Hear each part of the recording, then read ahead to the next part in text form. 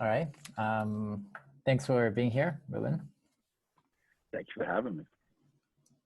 First of all, do you mind introducing yourself? Yeah, so my name is Ruben Harris. I'm the co-founder and CEO of Career Karma. We are the easiest way to find a job training program online, where we match workers or people that want to break into the tech industry with a job training program so they can get high-paying jobs in tech. What makes our platform unique is not only will we recommend the best job training program for your specific goals or needs, but we'll also surround you by peers, coaches, and mentors to help you stay motivated through the program and find jobs after you're done with the training program. So far we have over 1 million people a month that come to our platform, thousands of schools in our directory, and a community of over 150,000 people that can help you. And when you say a training program, do you mean a coding bootcamp? Yeah, so we started off with bootcamps. So we work with bootcamps, and for the people that don't know what a bootcamp is, it's a job training program that teaches you exactly what companies need. And what's a common misconception is there's only software engineering bootcamps, but in Career Karma, there's actually 6 different career paths. So you can either choose to be an engineer, a salesperson, a designer, a data scientist, breaking cybersecurity. So pretty much a bootcamp for many skill sets in tech. But yes, we started off with bootcamps. Right. And how did you come up with the original idea? Yeah, so CareerCom is the product that we wish that we had when we were breaking into tech. My co-founders, Archer and Timur Meister, are graduates of coding bootcamps as well.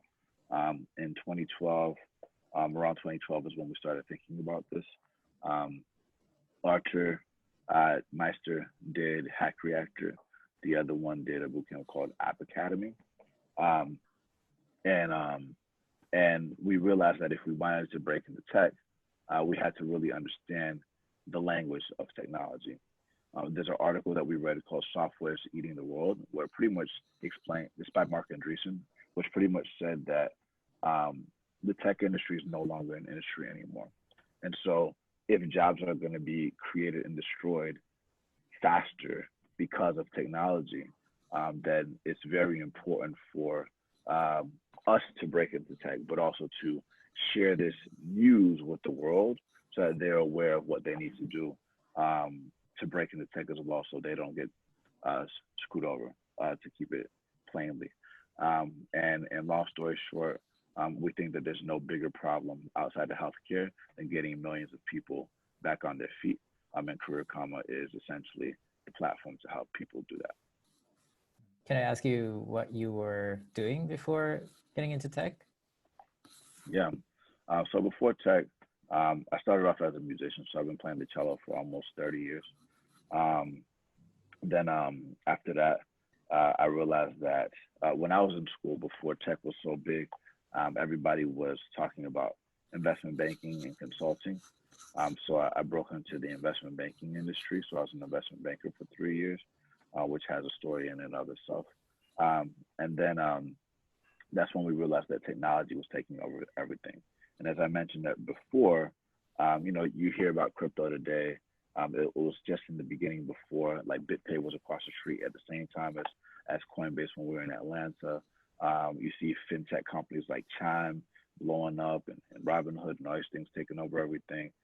We knew that that the banks were about to go through a revolution, and so we had to get out of the investment banking space as well. Like I mentioned before, Archer and Timur, they decided to quit their jobs and focus on becoming software engineers. And I decided that I was going to be a future CEO. And in order to do that, I needed to start off with sales because sales is the quickest path to the CEO seat. One of our buddies in the bank that we were with in Atlanta quit his job and popped up as an engineer 3 months later. He went to a bootcamp called Flatiron School. That's how we discovered bootcamps. And he was in the same cohort as a guy named Jack Altman, who is now the CEO of a company called Lattice, a $1 billion company. But he's also a bootcamp grad that was a former investment banker. And Jack Altman's the brother of Sam Altman, which is how we discovered Y Combinator, because he was the president at the time. And I tweeted this weekend. I'm still shocked that most of the world doesn't know what Y Combinator is. And for the people that are listening to this, Y Combinator is the world's largest tech accelerator. So they've created over $300 billion in value over the last, call it 16 years.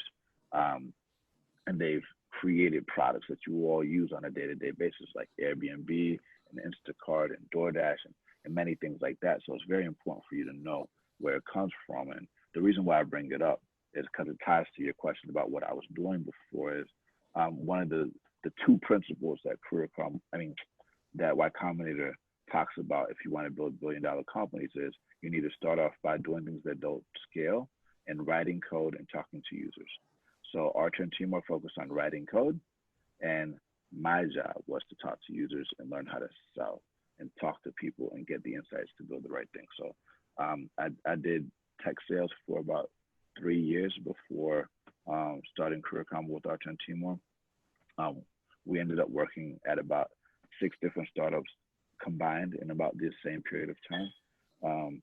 We launched a podcast called Breaking Into Startups, December 2016, which gave us a lot of insight into what people's needs were when it comes to career navigation in the transition. And that's how we got to where we are today. How did you get into tech sales originally? So there's a very inspiring mentor of mine named Balaji Srinivasan. He is now just focused on investing in this platform called 1729, but he was a former CTO at Coinbase. He started a company called Council. He started a company called Earn. He was a general partner at Andreessen. But he started this course called Startup Engineering. And he reached out to me when I was in Atlanta, actually, encouraging me to break into tech. He DM'd me on Twitter. And the first thing that he told me to read was 0 to 1 by Peter Thiel and Blake Masters.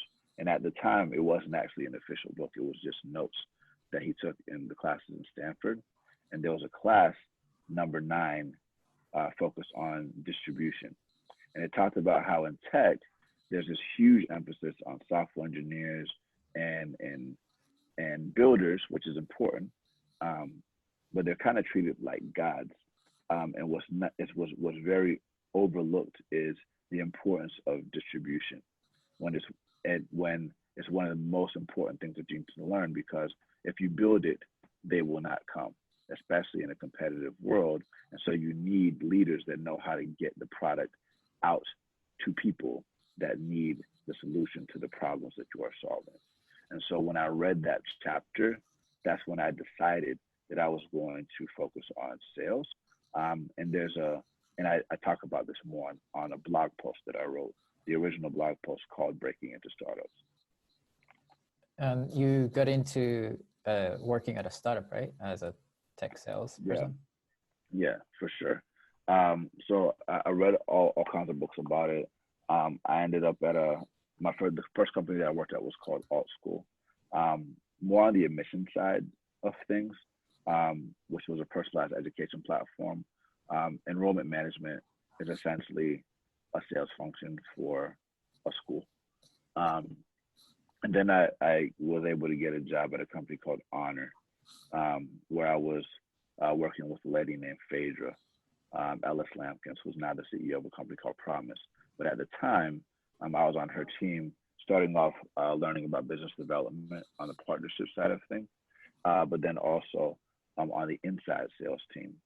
After working on the inside sales team on the phone, I worked with her and a guy named Don Tran, who really taught me about what a high quality sales development representative and account executive will work on.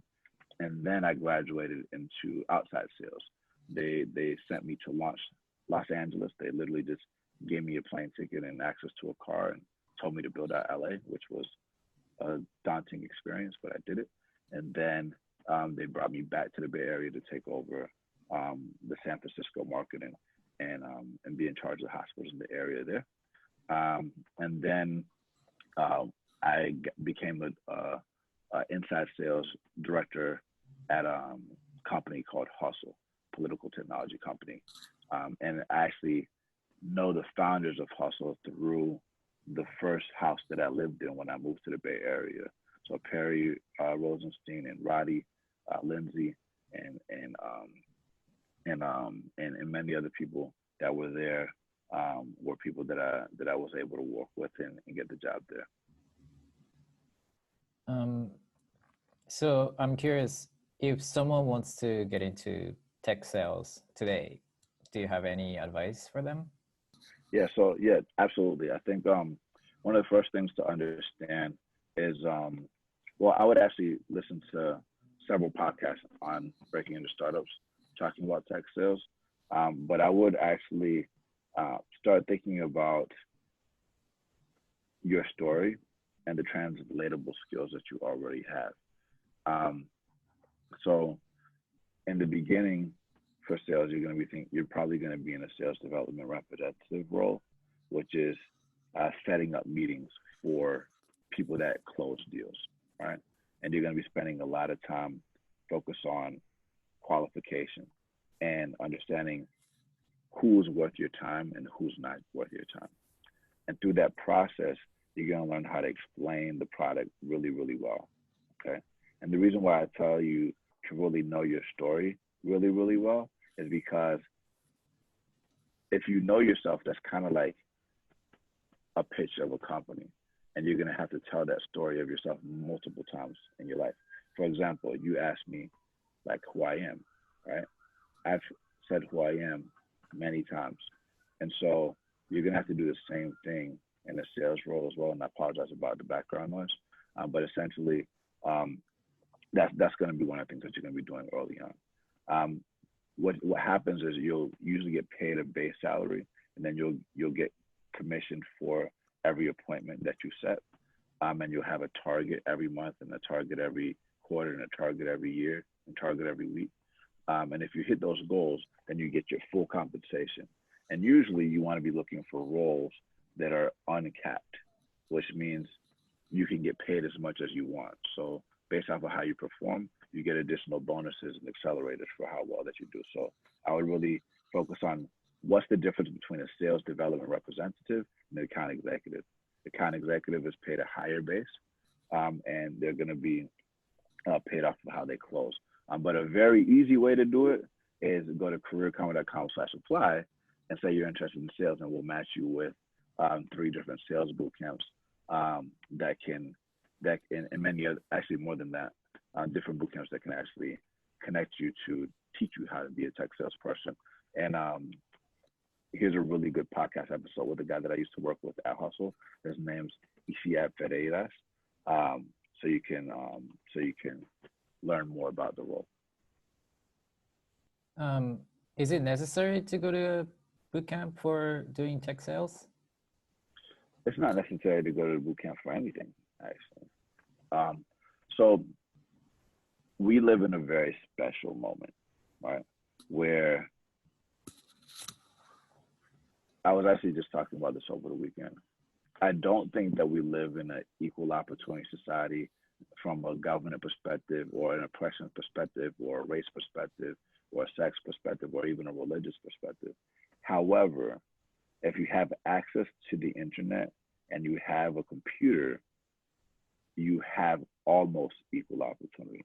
That's my opinion, not representative of the company, but I think that if you have access to a computer and the internet, you can learn anything. The problem with the internet is that it can be overwhelming. And there can be distractions, and it's hard to pay attention on what to focus on, right? So people get caught up with this thing called paralysis by analysis. So even if you're a disciplined person, you can also get caught up into something that we call tutorial purgatory, where you end up taking all these courses consistently, but you end up running in a hamster wheel because you keep doing these beginner courses that don't lead you to learning how to build things that companies want or need. So you need guidance.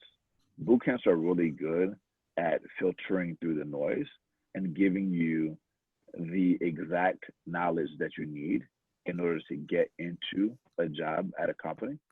But more importantly, they focus you on building projects that prove that you know that what you're doing.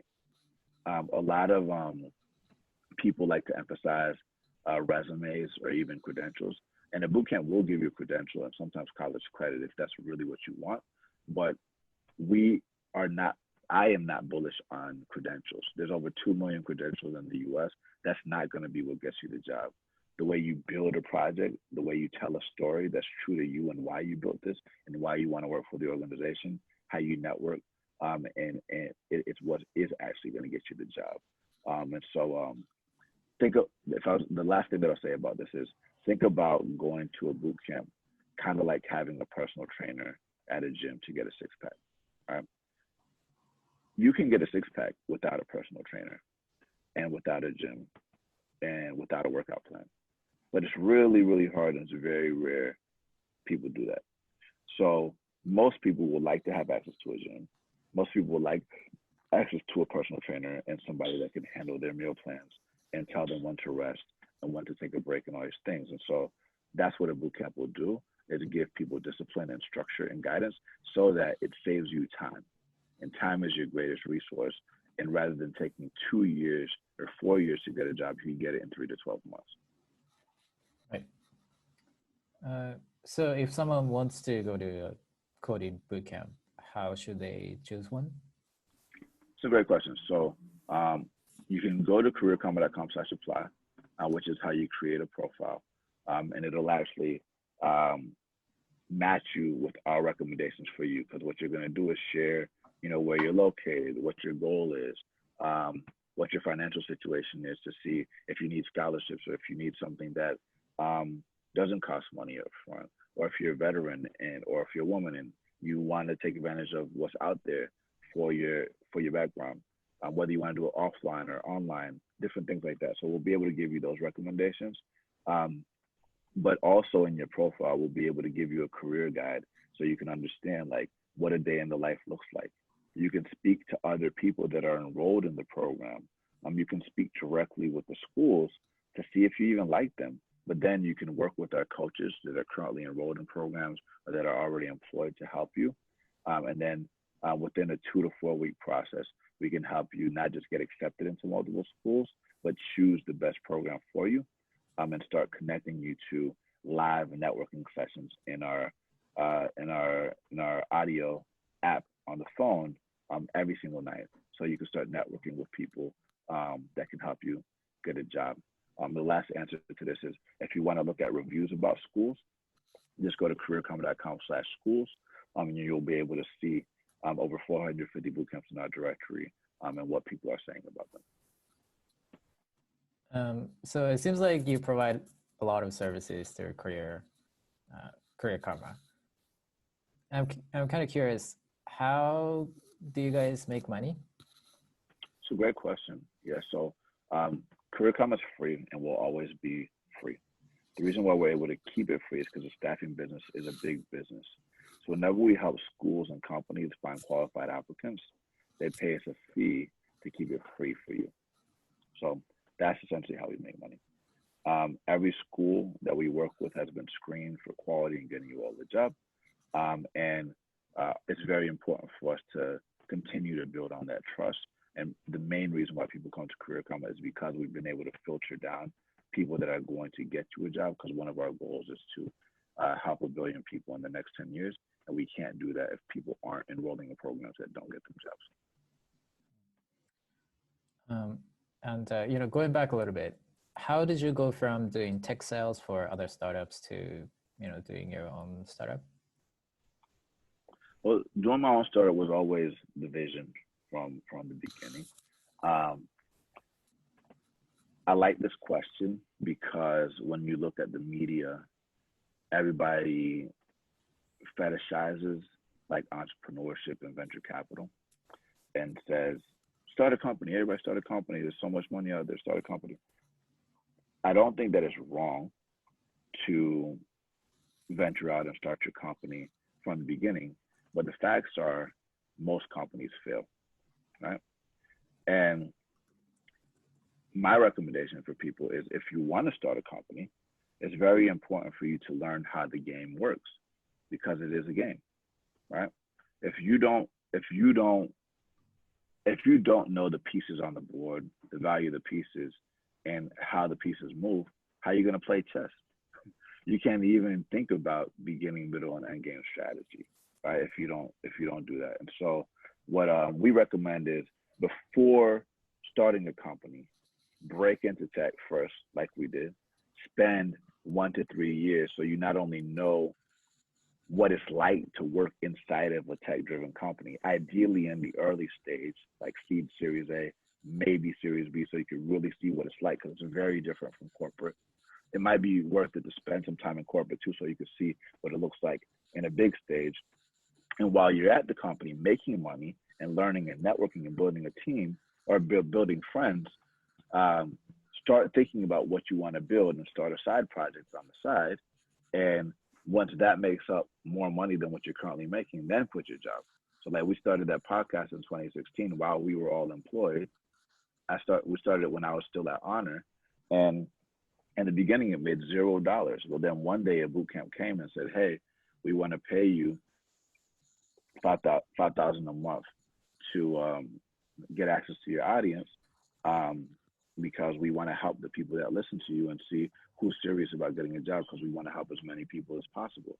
And we're like, amazing. How could we use $60,000 a year to give back to the people and help them with laptops and scholarships and resources that they didn't have before? So we took that 60,000 and started like helping people, and then asked ourselves how many schools do this, are out there. And then we realized that like not only do boot camps do this, but so do trade schools and colleges. And there's like over $19 billion a year that goes into enrollment management. And we're like, wow, we should just be the number one place people go to enroll into a training program and make sure that we recommend places that treat people well and that they can trust. And so the long story short is we scratched our own itch. Like this was our problem. We felt the pain personally by going through trying to figure out which boot camp works well for us. My brother did a boot camp. Y Combinator is essentially a boot camp for entrepreneurs. And then we went out and did our own thing. And so here we are. That's really cool. And recently you raised $10 million in Series A. Can I ask you what it was like? Yeah. And so we started our Series A fundraising process September 2014. Not 2014, September 14. In October in 2020. Yeah, so last year. We had 3 or 4 term sheets by October 9. So it wasn't a very long process. But at the beginning of that year, it was actually pretty scary, right? Because it was March 2020 and the whole world shut down and no money was being given to tech startups. And everybody was telling you, hey, conserve your cash for 18 to 24 months. You don't know what's going to happen. Because before that, we had raised $1.5 million and we've been pretty capital efficient. So we weren't struggling, but we wanted to be smart so we wouldn't burn through it. And we made a commitment before for that year to get profitable by that summer, which we did. So when we did the Series A fundraise, we were actually profitable for 5 months. This was also the first time I'd ever done fundraising purely through Zoom, which I actually liked. And even though the process was a little bit more complex than the seed round, I would prefer to continue raising like this. Right. And why is that? Because it's more efficient, right? Like I don't have to like commute from here to Palo Alto to New York to DC to Atlanta to Chicago. Like, mind you, I'm an extrovert and I love being in person. But if I had to do all of that, it would have taken forever, right? So I was able to do like 10, sometimes even 13 or 15 meetings in a day, right? When if I had to commute, maybe it's probably like 4 or 5, maybe 7 in a day. So like, yeah, it's intense to do way more and like you're able to take advantage of time zones and things like that. But going back to time being your most valuable resource, it moves a lot faster online. Yeah. and speed is important. One of my favorite quotes is, um, faster, faster until the thrill of speed overcomes the fear of death. That's cool. Can I ask you what the current valuation is? No, I can't say that, but All right. it's high. It's higher than average. Yeah, I mean, it must be at least around 50 million. Something on that range. Something like that.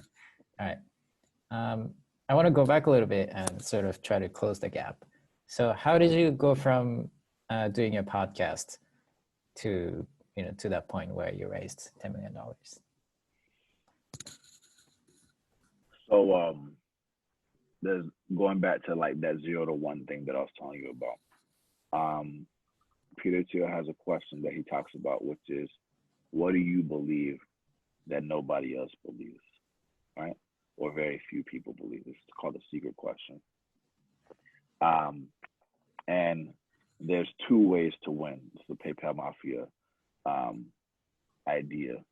You can be like Jordan and the Bulls and like compete your way into winning. Or number two, you can escape competition and create your own lane in your own category and follow the competition is for losers mindset, which is category creation. There's a really good book called Play to Win.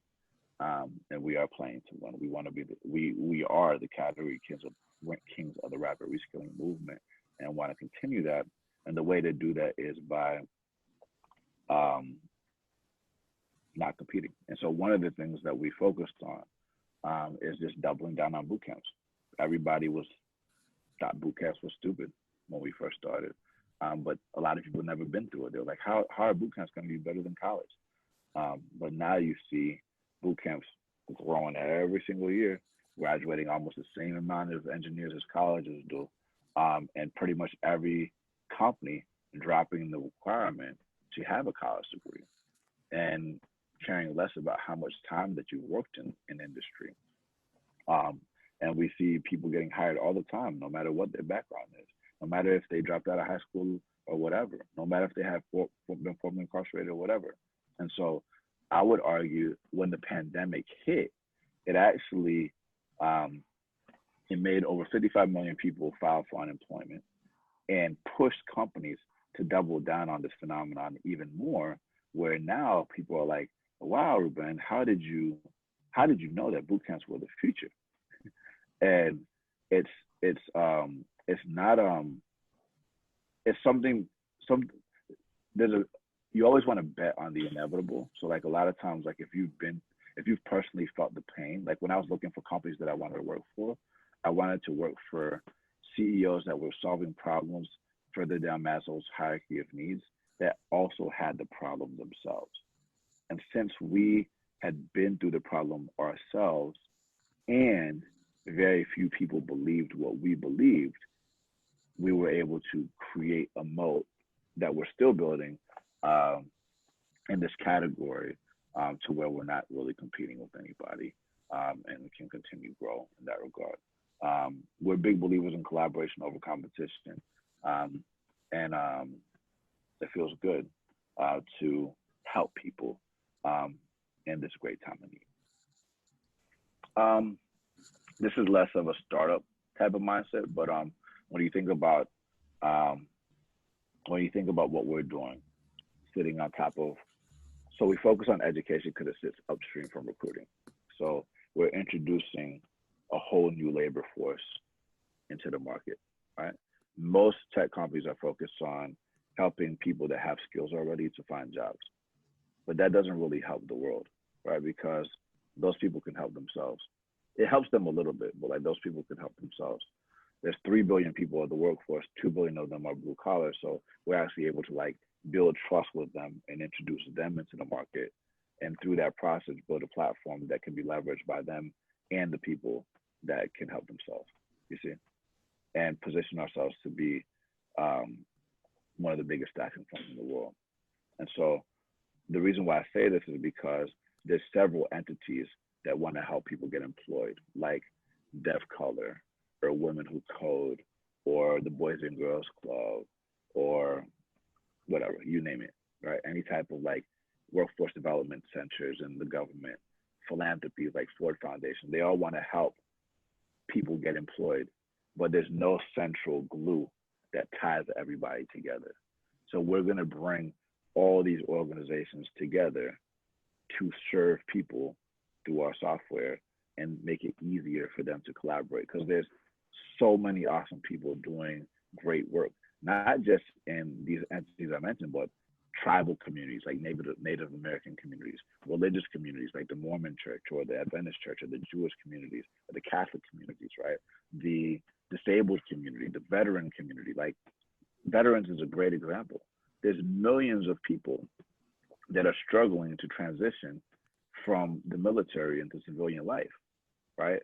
Career Combo can help all of them, right? Just like, so when I say collaboration over competition, how do we take all these entities that are focused on workforce development and gather them together to create the greatest resource of all time that has helped millions and millions of people get back on their feet? The reason why I say that is because sometimes when you're working on the same problem, like let's say, we're helping people break into tech and other people are helping people break into tech. Sometimes because of society or just human nature, people want to fight each other or block each other out of opportunities when we can actually be stronger together, right? Even like us, I wouldn't say Reple's competitive. Obviously, like we collaborate with Reple, right? We look at what's a platform like Reple doing, and how can we work with them to serve people, right? And so like the reason why I talk about collaboration over competition is because a lot of times, especially in underserved or underestimated communities, they tend to be like dog eat dog mindset versus collaborative mindset to grow the pie bigger. And so we want to try to encourage people to do more of that. Right. Well, I guess that's what we are doing right now. Exactly. This is a perfect action-oriented example of collaboration over competition. Mm-hmm. Where did you learn that? I'm kind of curious. I didn't like really learn it in school. I would just say when I was growing up in Atlanta, there's a big push for Southern hospitality, right? And being friendly with each other, saying hi, bye, supportive, like, how can I help you? And things like that. That doesn't mean that there's not cliques. That doesn't mean that there's the negative stuff that I just mentioned. But I think it probably comes from my Southern upbringing, and also just observing situations where it doesn't work. Here's actually where I saw it as well too. Is just like studying the music industry, right? So I'm a classical musician, but I did a lot of work in hip hop. What's interesting is like when you look at not just hip hop industry, but bands in general, like in the beginning they just blow up, they get big, but then for some reason they start fighting and they just like dismantle and they all do solo careers, right? That's a lot of it is driven by ego, right? But some people are able to keep it together. Like I'll use G Unit as an example. G Unit did a really good job with 50 Cent at like making everybody platinum artists. But then 50 Cent started like, and I'm a big fan of 50 Cent, but he started like beefing with everybody, which is part of the competitive nature of hip hop. But then he himself realized that he was going to self-destruct and came up with an album called Before I Self-Destruct, right? You can't, if you keep going beefing with everybody, you're going to kill yourself. And what you're seeing in this new era of hip hop is more collaboration and less beef. A good example is Pusha T and Drake, right? Where they started beefing, and then Story of Eddie Don came out, and it started getting a little nasty, and like even Rick Ross and 50 and Nas, they started beefing, and what Ross and these other people in French Montana and all these people started doing is not engaging in the fight. They just stopped arguing, and like even in Atlanta, people started talking about, hey, let's stop beefing. Like Jeezy and Gucci, like they put their beef behind them and said, hey, like let's be more collaborative and stop fighting each other and figure out how we can be features on each other's projects. So that's a thinking out loud comment that I think is where I learned it from. Right. So it's like, yeah, I guess it's really like collaboration over competition. Yeah, because if you don't, you're inevitably going to create enemies and just die. But like, also think about like a YC network, right?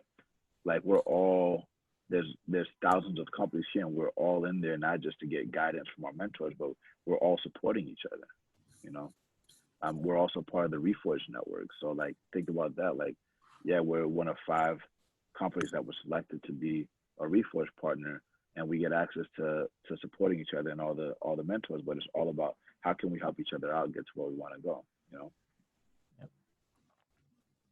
I just have a few more questions for you if you have time. First of all, if someone's like, hey, you know, I want to go to a coding bootcamp, but I don't have enough money, what would you say to that person?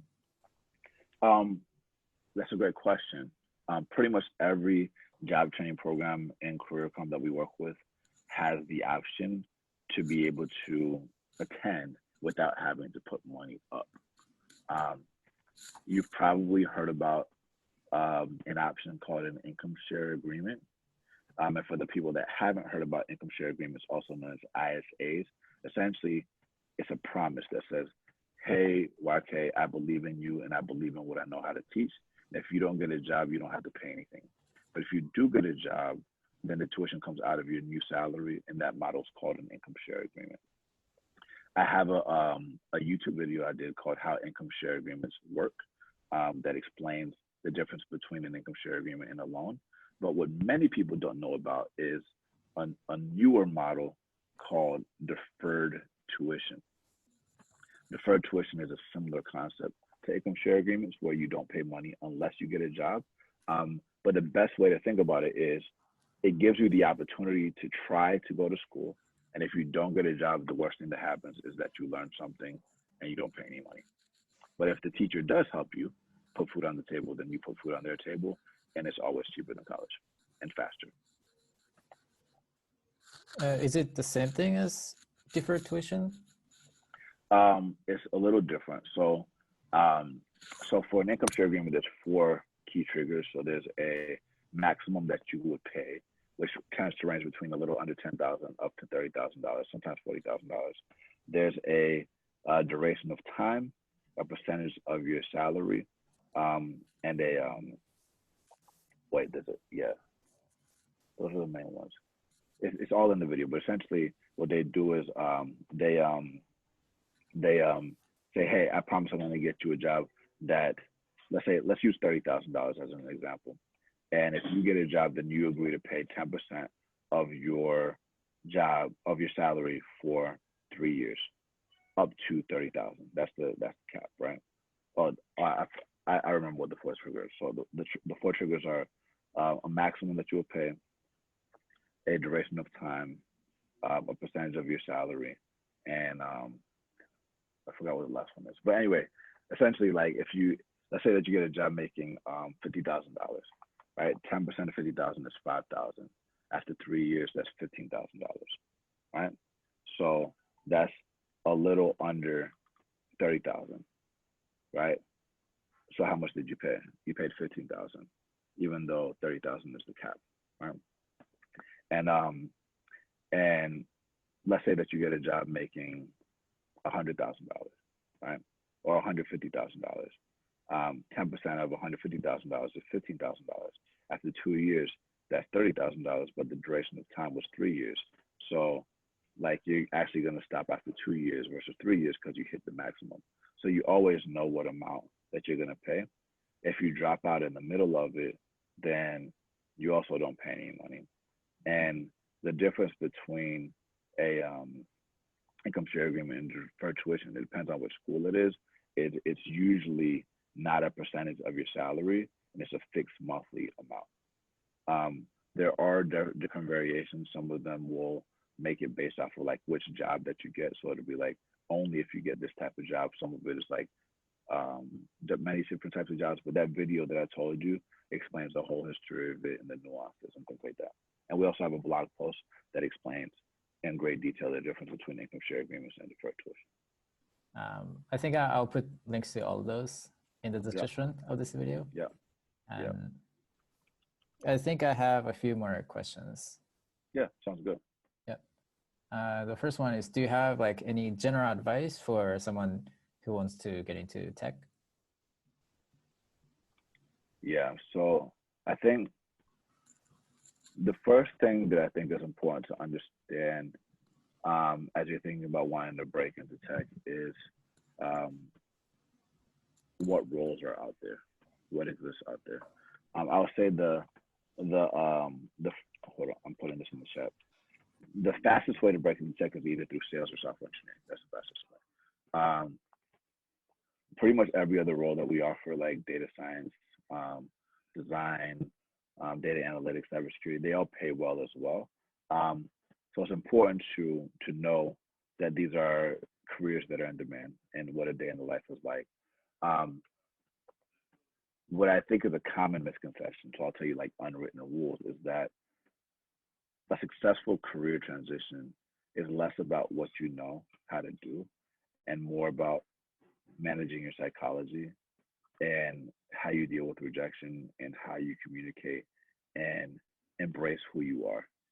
A lot of people, when they're trying to become something new or to pursue a new career path, they forget who they are, right? Or they're embarrassed of what they were, right?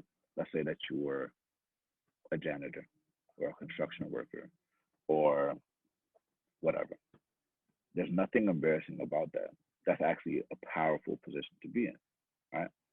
If you worked in a grocery store, for example, and you've done that for 20 years and you focus on software engineering, when you get to the job search, you might feel like you have nothing to offer to big tech companies like GoPuff or DoorDash or Instacart. But what you don't realize is that you're not a junior developer. You are a seasoned grocery shopping or food retail expert that happens to know how to code, that knows more about groceries than any engineer that never worked in a grocery store, right? So the first thing that you have to do is like embrace your power, right? One of the things that I talk about a lot is um, whatever you feel is weird about you or whatever people made fun about you growing up is probably your superpower and what you want to double down on, right? Live it, love it, embrace it, and like turn that into your superpower. Okay. Um, once you do that and you're clear on the roles that you're interested in, decide when you are going to get a job. Right. So let's say that you are watching this podcast, YouTube video. Right. Draw a line in the sand. I will get a job by the end of summer 2021. I will get a job by winter 2021. Whatever. Pick a date and commit to it. There's a lot of power in telling yourself when you're going to do something, right? Because you will do it. The mind is a very powerful thing. So commit a date. Once you've chosen a date that you're going to get a job, I would encourage you to publicly commit to it, right? Don't just tell it to yourself. Tell it to your friends. Post it on social media. Shout it on the mountaintop. Because what happens is once you've told everybody, I'm going to do this, now you really got to do it. Or you'd be embarrassed, which is like, you don't have to do it, but it's like self-imposed peer pressure, right? To do it. It's kind of like telling somebody you're going to lose 20 pounds by this date, right? And doing it publicly. A lot of power in doing that. Once you have done that, now you need to find job training programs in Career Comma or bootcamps in Career Comma that will help you hit that timeline. So you go to careercomma.com/apply to find the programs that meet that range, right? And once you do that, then you need to request information from every school, talk to the admissions officers from the schools to see if you like them first before you do any type of work for them. If you like them, then our coaches in Career Karma that you can see at careerkarma.com/coaches can tell you the prep work to work on, or they will tell you the prep work to work on. You work on the prep work, and then within 2 to 4 weeks, your goal should be to get as many acceptances into schools as possible. Okay. Think about it like the job search. In the job search, you're not going to just apply to one company, you're going to apply to multiple companies, right? And once you have at least 2 to 4 schools that you've been accepted into, we will work with you to help you decide which program is best for you. Now, I know that we talked about curriculum matching you to schools. That's not the end. Once you are in a program, it's important for you to start and finish so you get a job. So I highly recommend that you listen to the Repo podcast and the Repo YouTube and Wildcats YouTube, but also the Breaking into Stardust podcast, because that's going to give you the right mindset and teach you what other people went through while they were going through the boot camp. And what's nice about the Breaking Stardust podcast is every episode, they share their contact information at the end. So you should send them an email letting them know what stood out to you that's relevant about your story to their story, and get them to like you. And the reason why this is important is because when you get to the job search, they're going to give you advice to do before you get to the job search. When you get to the job search, you can say, hey, remember me? You told me to do this, I did that. And then they're going to help you. And it's much better to do it early than later, because if you do it later, then it feels like you're kind of like using them. And people will do that out of the kindness of their heart, but it's better to do it earlier. Make sense? So plant seeds, know your power, apply on Fast Track, and we'll go from there. So cool. All right. The other question I had was for entrepreneurs or people who want to be entrepreneurs. Do you have any advice for them? Yeah. So the first thing that I think you should think about is, what problem do you want to solve? Right?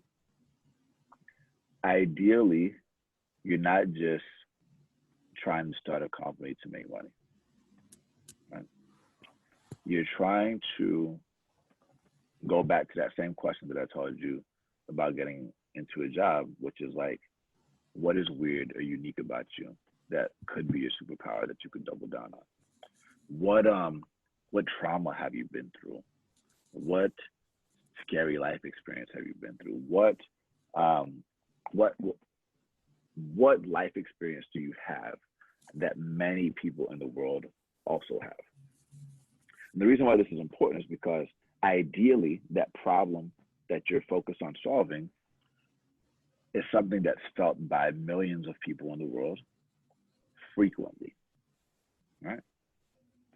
Then you want to think about, how can I use software to solve that frequent problem that they have, right? Well, right? And then start thinking about business models and how somebody can pay for that, right? But before doing any of that, because then like if you solve a problem for millions and billions of people that happens frequently, now you've created $1 billion company, right? You can backtrack to that. But you wanna start off by like really understanding like users' needs. One of the mantras for Y Combinator is like, make something that people want, make something that people need. What's beautiful about this day and age is, even without knowing how to code, you have no-code tools that you can prototype things with. We started off with a no-code tool called Bubble. There's another one called Webflow. There's a bunch of them, and you can talk to users.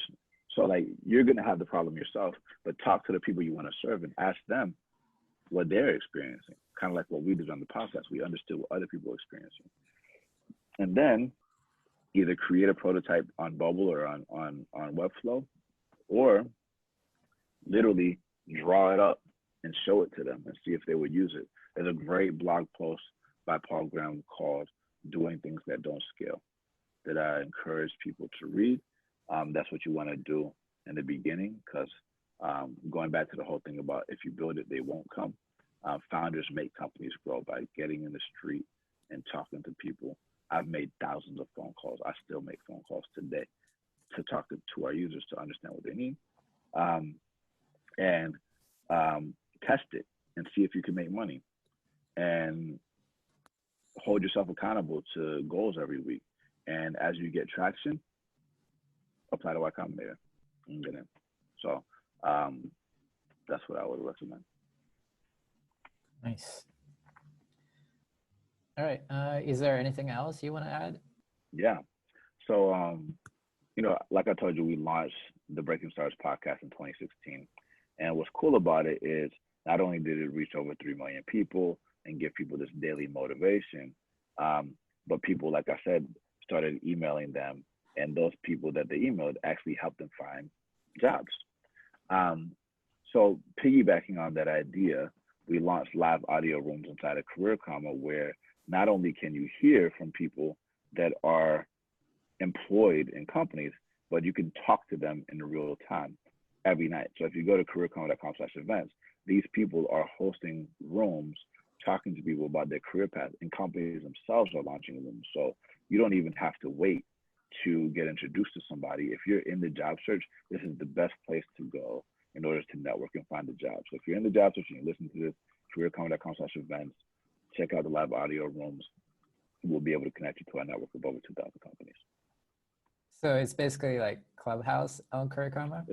It's like Discord and Clubhouse having a baby with messaging and forums and everything built in, focus on careers. That's exactly right. Nice. Cool. Mm-hmm. All right, Ruben. Thank you so much for being here. Thank you, man. All right. Bye, bro. Bye. Perfect. Bye.